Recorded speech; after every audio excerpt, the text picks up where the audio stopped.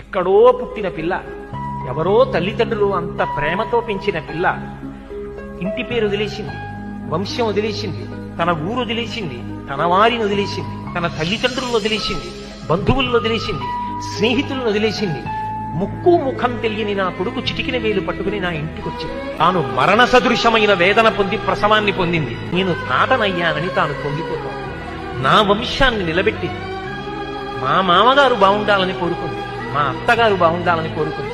తాను నోము చేస్తే, వ్రతం చేస్తే నా భర్త దీర్ఘాయుష్మంతుడు కావాలని అడిగింది. నిద్ర లేచి మంగళసూత్రం కళ్ళకద్దుకుంటే మా ఆయన బాగుండాలని కోరుకుంది. నా కొరకు ఆమె ఏం అడగల. తన అత్తవారి కొరకు, పుట్టింటి కొరకు. ఆ పిచ్చి తల్లి ఎక్కడో పుట్టిన పిల్ల నా ఇంటికొచ్చి ఇన్ని చేసిందే, ఆ పిల్లగా నాకెక్కువ, నా కొడుకు ఎక్కువ అంటే ఆ పిల్లే నాకు ఎక్కువ, నా కోడలే ఎక్కువ. అందుకే నా తండ్రి నీకు మామ, నా అన్న నీకు బావ, తండ్రితో సమానం. నా తమ్ముడు నీకు మరిది. ఇప్పుడే పుట్టకపోయినా నీకు 2 ఏళ్ల తర్వాత కొడుకు పుట్టినా నీకు కొడుకున్న దాంతో సమానం. ఇదిగొచ్చిన కొడుకుతో సమానం. మా అమ్మకి కొడుకెంతో నీకు మరిదంతే, నీకు కొడుకుతో సమానం. ఇప్పుడు ఆయనకి చెందినవన్నీ ఆమెకు చెందినవైపోతున్నాయి.